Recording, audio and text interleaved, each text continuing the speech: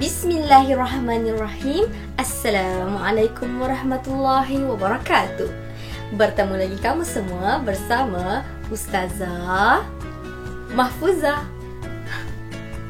Baiklah, seperti biasa Ustazah akan mengajar subjek Pendidikan Islam tahun 6.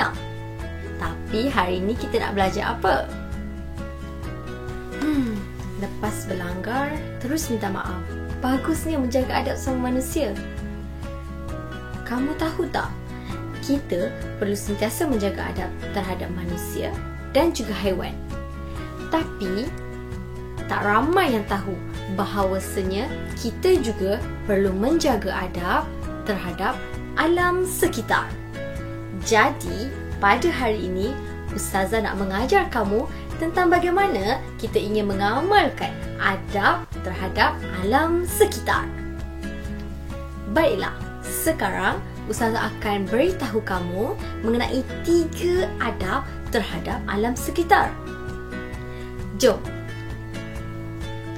Adab yang pertama adalah mengawal pelepasan asap daripada kilang atau kenderaan yang mengandungi bahan kimia yang berbahaya. Macam mana nak mengawal? Kita ke?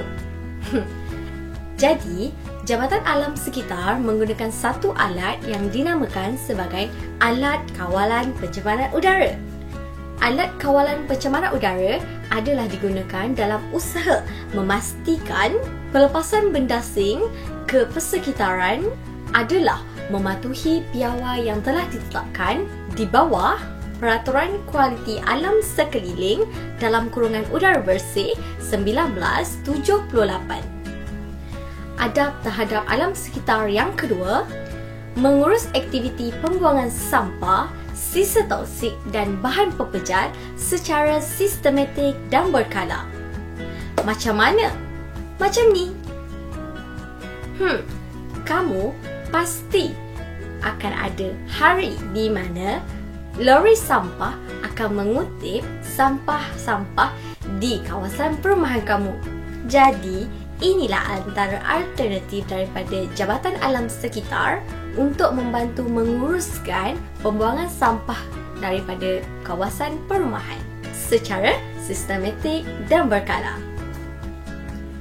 Adab terhadap alam sekitar yang ketiga adalah mengawal aktiviti penambangan pokok supaya dilakukan secara terancang dan terkawal.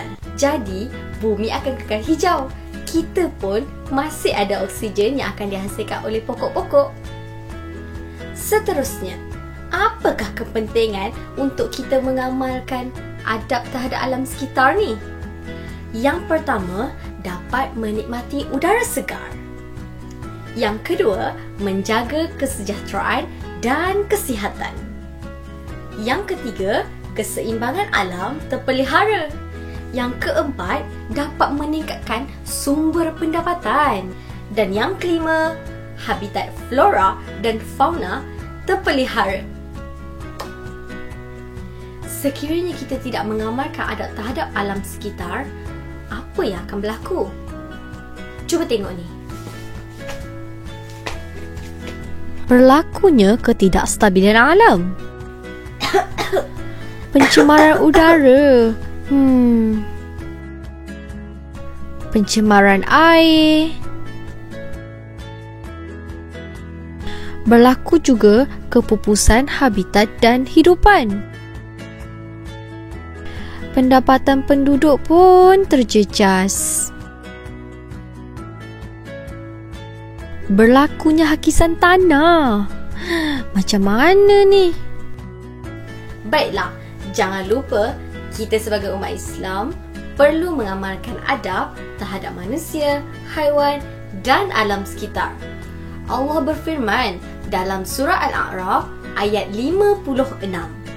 Maksudnya, dan janganlah kamu berbuat kerosakan di bumi sesudah Allah menyediakan segala yang membawa kebaikan padanya. Baiklah, sampai di sini saja pembelajaran kita pada hari ini. Jangan lupa beradab ya. Terima kasih semua. Assalamualaikum.